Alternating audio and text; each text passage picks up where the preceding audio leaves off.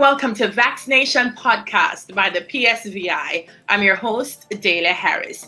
On VAX-NATION podcast, we tackle all things vaccines and vaccination, and we provide information so the private sector workforce can get vaccinated at the earliest opportunity they get. Today, we're going to be talking with my namesake. She's Dahlia McDonald Dixon, a pharmacist and COVID survivor. And let me tell you something, her COVID experience was not a walk in the park. Welcome, Dahlia. And thank you for speaking with us. Okay. So let me start, first of all, by going back to pre-COVID days.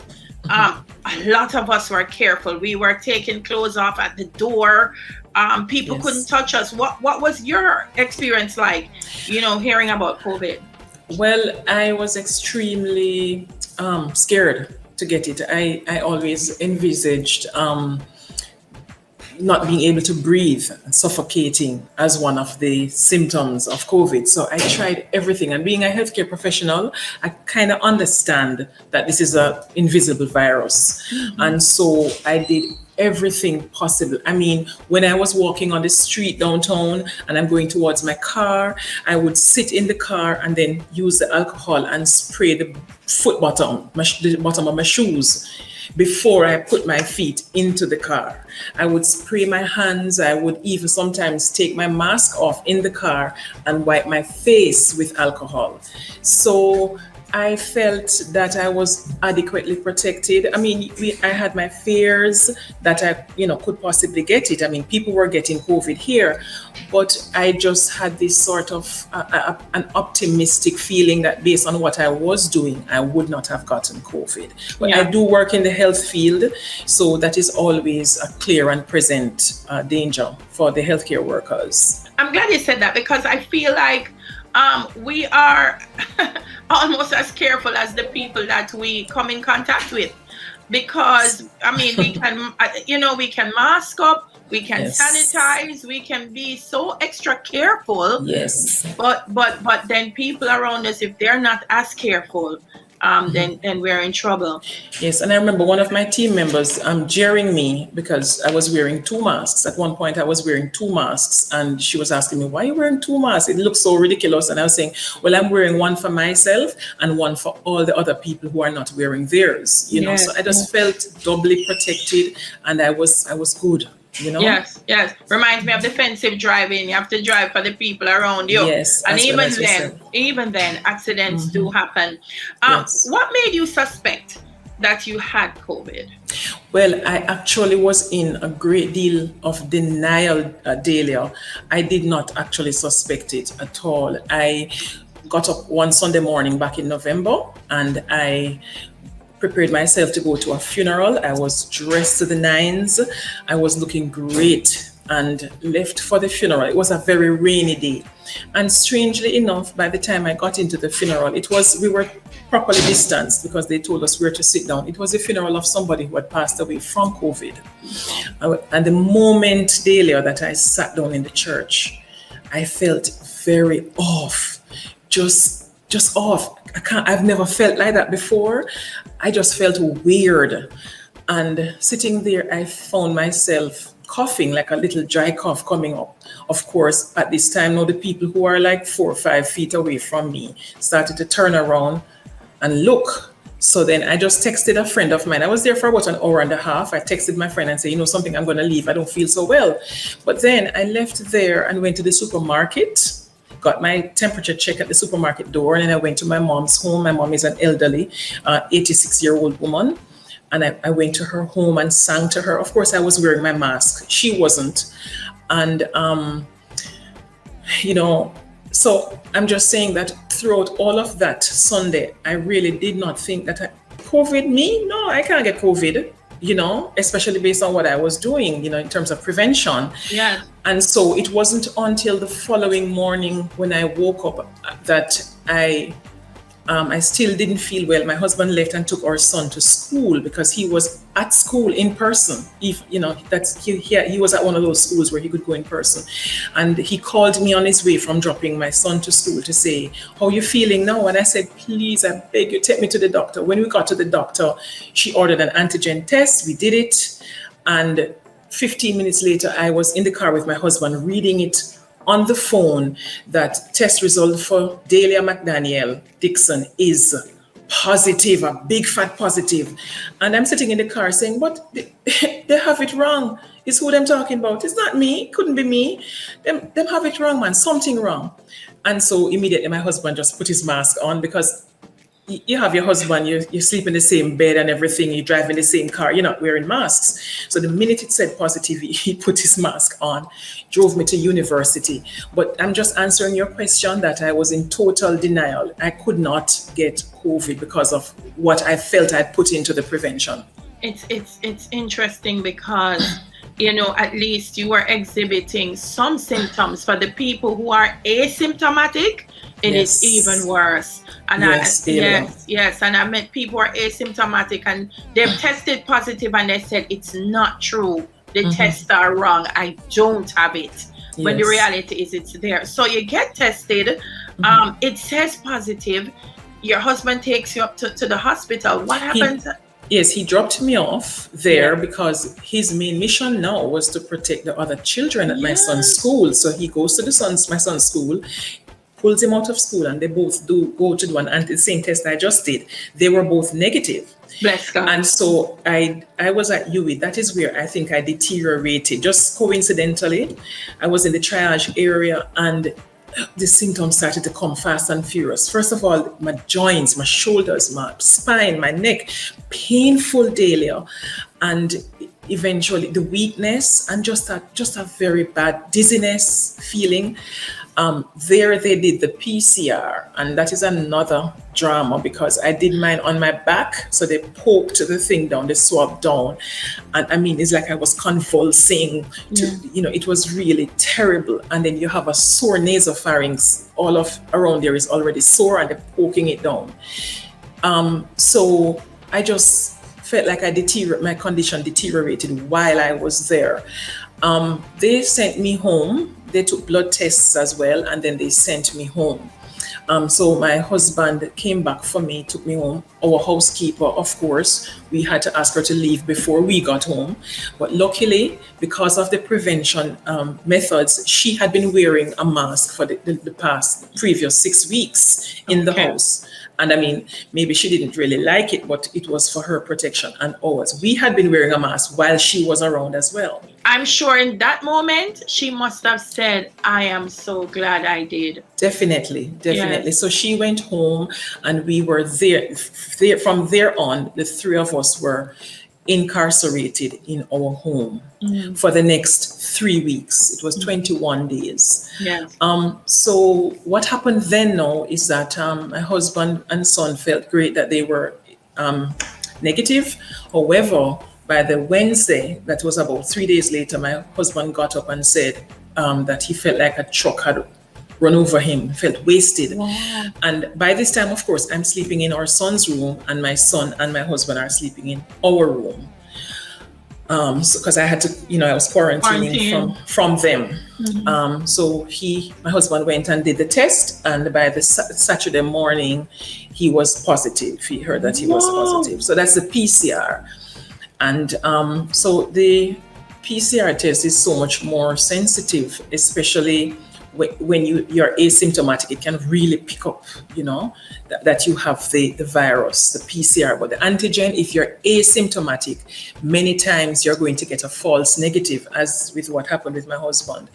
We chose not to test our son because he really went through trauma getting the first antigen test. And we said, well, in any case, he's going to have to quarantine with us. So we just didn't bother. But back to me now, Delia, if it couldn't get any worse, I mean, it really, really just did. How quickly? Because one of the things you said, which is very important to me, is that you did the test, you went up to hospital, and then it started deteriorating very quickly. Once you got home, did that pace continue?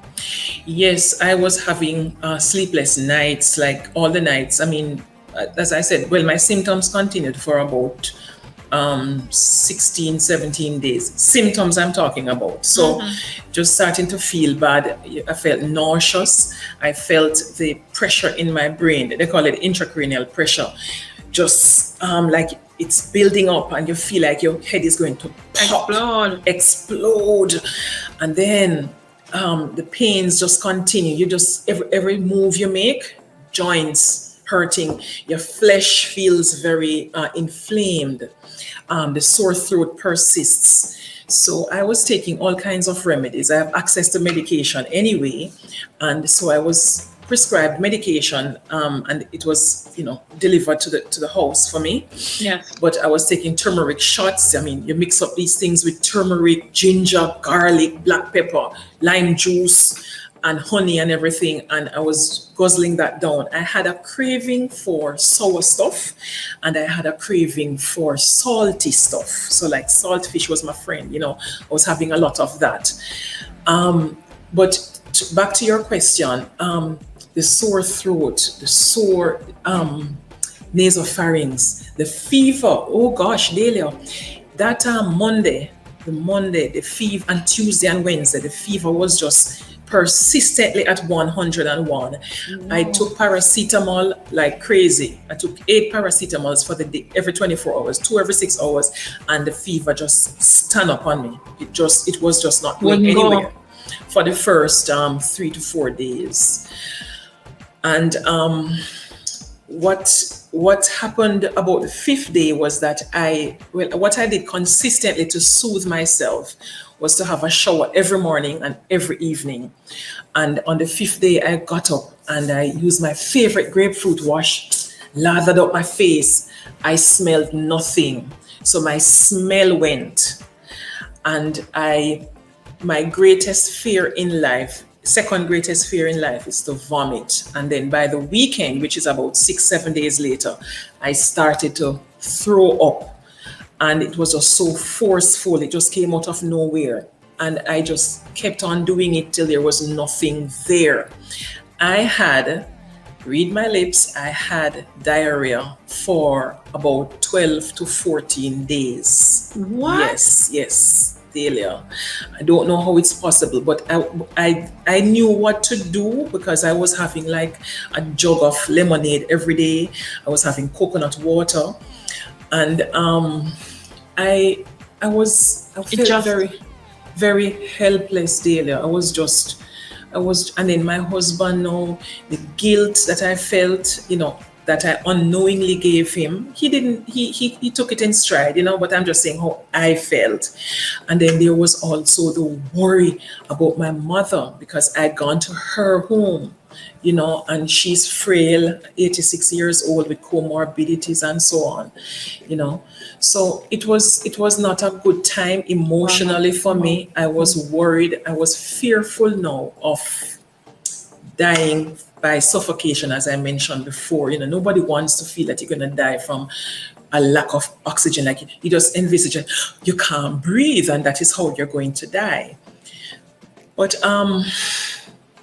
I also, a turning point for me, Delia, was when I did you had to fill out a form, a disclosure.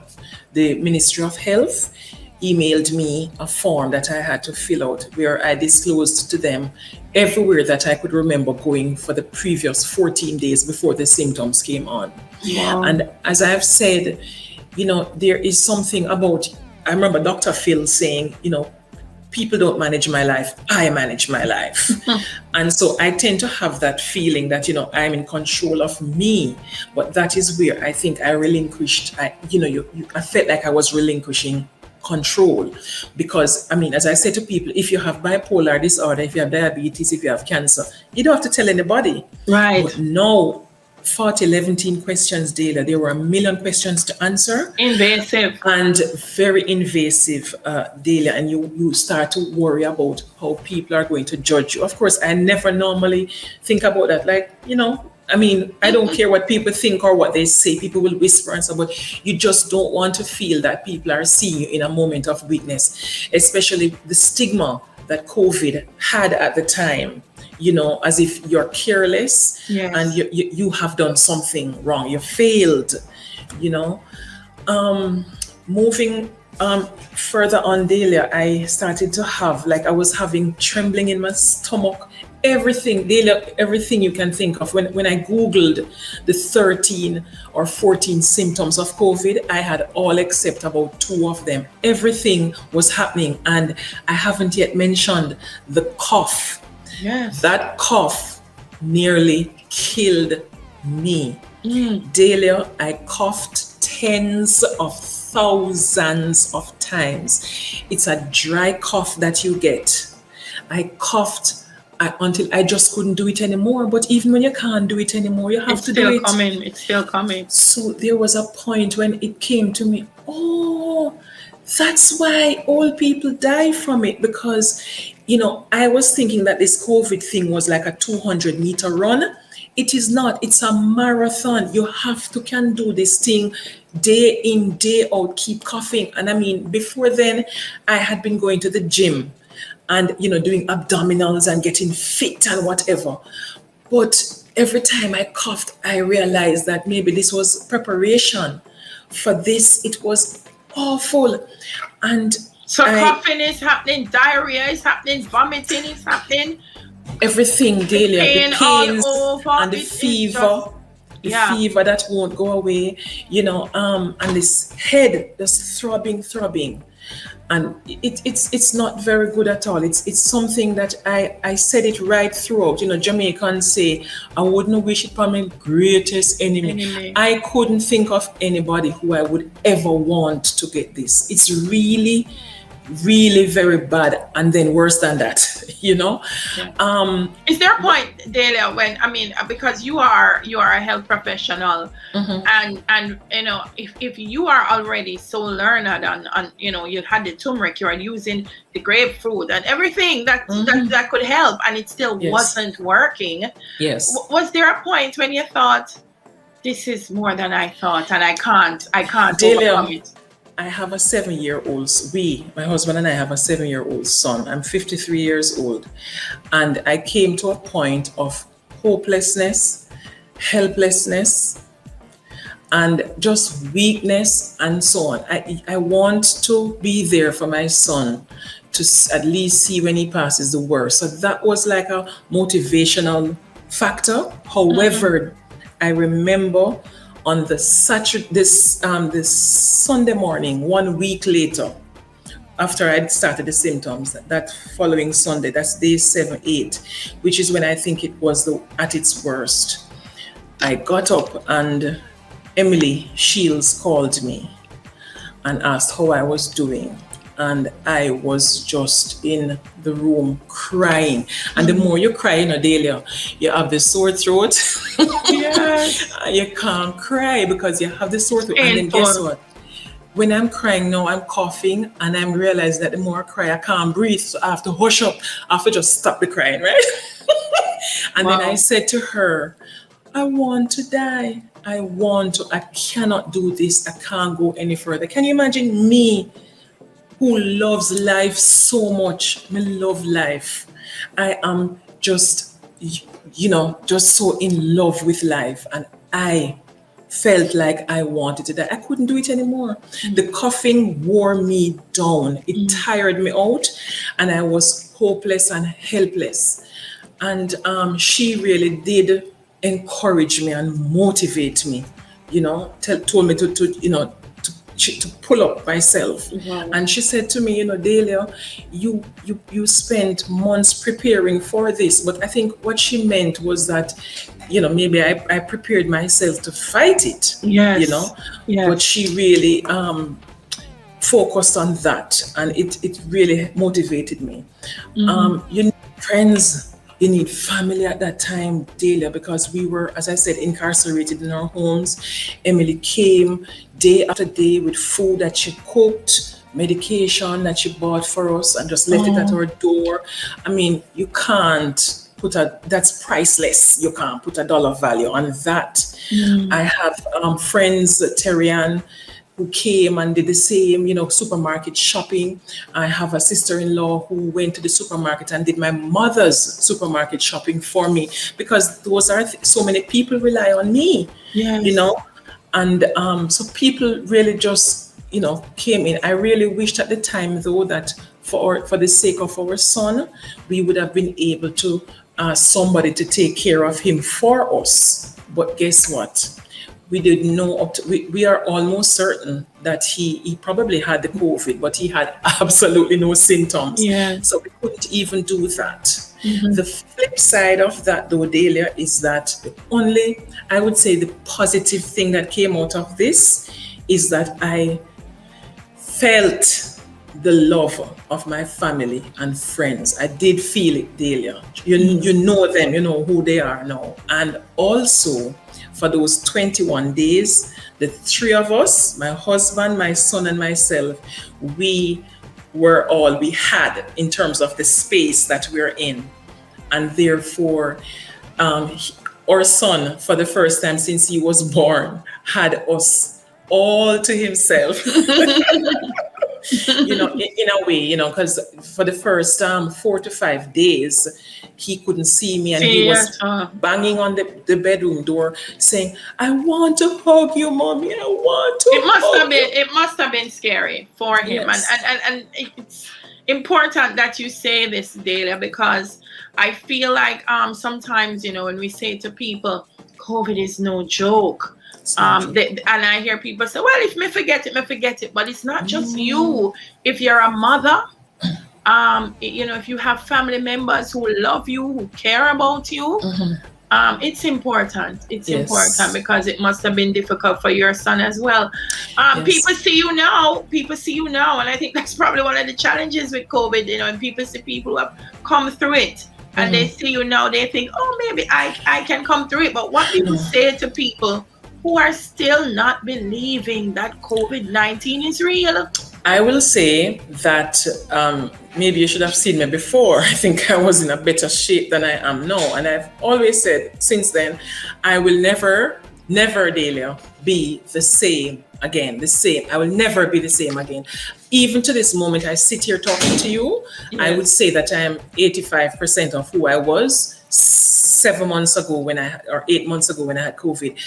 Case in point, up to the week before I got COVID, I was running in Constant Spring Golf Course. I could run for 15 minutes straight, and then I would stop. And when I got this, I decided on the 10th day of the illness, I decided I wanted to wet wipe out the house and clean up the place, because I'd been sick. And so I decided to wet wipe. I could not, after the first 4 tiles, I had to lean up against a wall, and I was huffing. And even since then, I can't go more than 4 minutes. Still can't go more than 4 minutes. Up to now, I have not gotten back the lung capacity that I had before. I also developed clots, whereby I had to, after the 21 days I told you about, I developed clots in the lungs where I had to be taking a product to ensure that to break up the clots. Wow. And those are very dangerous things. So COVID itself is one problem, but what it leaves you with is another. So I will never be the same again. I will never be the same again. And so if you can avoid getting COVID in the first place, just don't get it. Try not get it. Delia, wow, this was a very sobering conversation. I also wanted to add something that happened about day 12 or 13 of the illness. Sure. Got up one morning, and then, the thing was subsiding now, and I'm getting better. I'm getting a little better. And then I had a rash all over. It's a COVID rash. So you have these red wheals and itch like crazy. Now, can you imagine, on top of all of those other things, you're now itching. And for me, I was itching only in my scars. Any scar I had anywhere at all on my body, I was itching. My ears were pierced 43 years before, and they were itching. Just the scars of the piercing of my ears. Anywhere I had a scar, that is where was itching. The COVID rash. You can't make this thing up, Delia. No, you can't make these things up. No, it's so mysterious. It's interesting that you're saying it, because I think a lot of people, I mean, we hear about the lung issues, and that's very, very critical, but all the other things that come with it, I'm listening. But if it's the lungs, it's diarrhea, it's vomiting, it's the itching, it's the pain, it's a lot, and tiredness. And you are correct, which is why a lot of our seniors, it's hard for them. And so if we have seniors around us, we have to think about what are we going to put them through as well, and trying to protect them. Boy, Daily, I tell you, as I said before, this is a real sobering discussion, and I can't imagine anybody listening to this and thinking that COVID is a walk in the park. It's real. Yeah. It's real. So Daily, that the first opportunity that I got to get the vaccine, yes, I went and got it, and I took with me my 86-year-old mother to get it.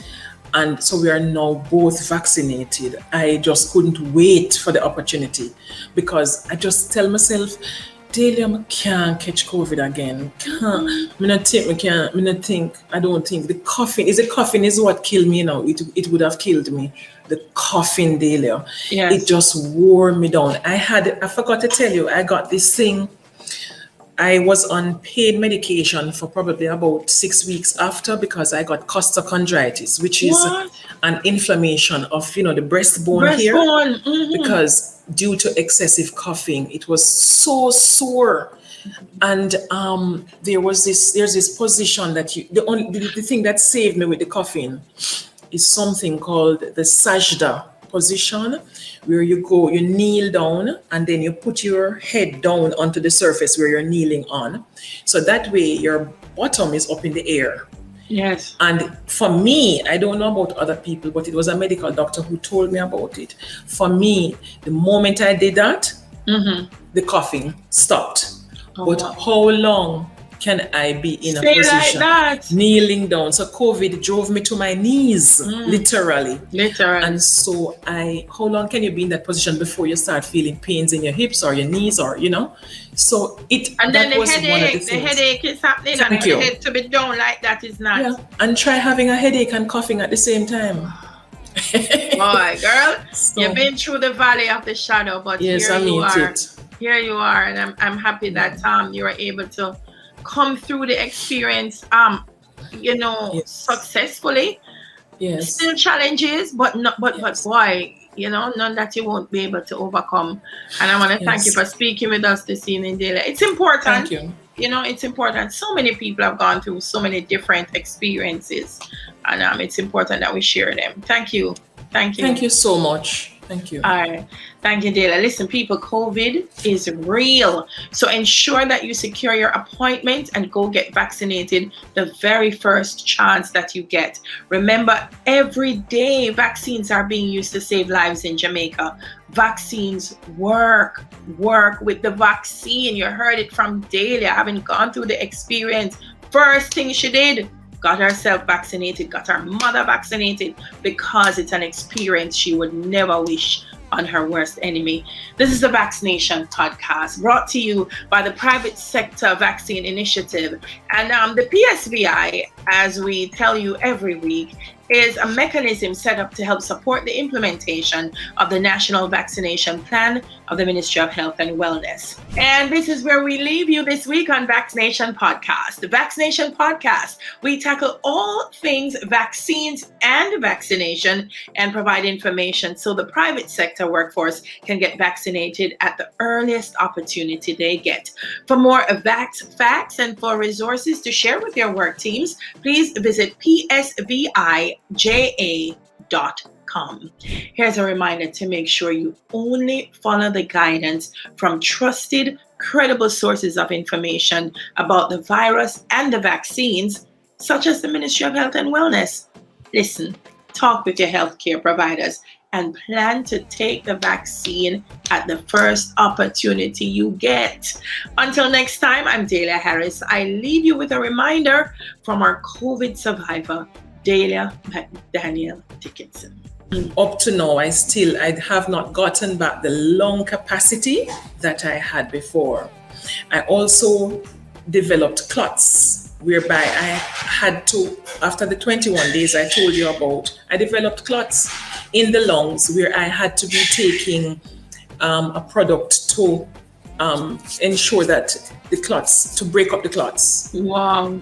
And those are very dangerous things. So COVID itself is one problem, but what it leaves you with is another. So I will never be the same again. I will never be the same again. And so if you can avoid getting COVID in the first place, just don't get it.